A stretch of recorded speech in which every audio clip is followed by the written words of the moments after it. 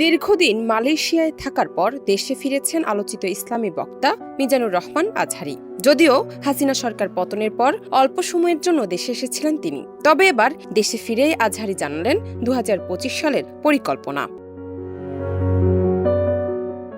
২৬ December দেশে ফেরার কথা জানিয়েছেন মিজানুর রহমান আজহারী। নিজের ভেরিফাইড ফেসবুক অ্যাকাউন্ট থেকে দেওয়া এক পোস্টে তিনি কথা জানান। তার পোস্টে তিনি বলেন, আলহামদুলিল্লাহ, নিরাপদে দেশে এসে পৌঁছালাম। দীর্ঘ ৫ বছর পর বাধাহীনভাবে আবারও প্রিয় মাতৃভূমিতে তাসফিরুল কোরআনের মহতী আয়োজনে অংশগ্রহণ করছি।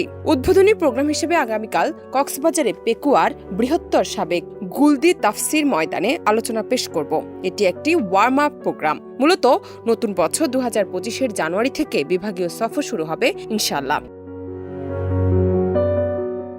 এছাড়াও তিনি তার পোস্টে জানান, প্রতিটি বিভাগে একটি করে প্রোগ্রামে অংশগ্রহণ করার ইচ্ছা আছে। রাব্বে করিম নব উদ্যমে এই দাওয়াতি অভিযাত্রায় যুক্ত রাখুন। আমাদের প্রচেষ্টায় ভরপুর বারাকাত দিন। প্রজন্ম ক্ষুধা নিবারণে বুদ্ধিভিত্তিক উপায়ে ইসলামের শাশ্বত বাণী উপস্থাপনের তৌফিক দিন।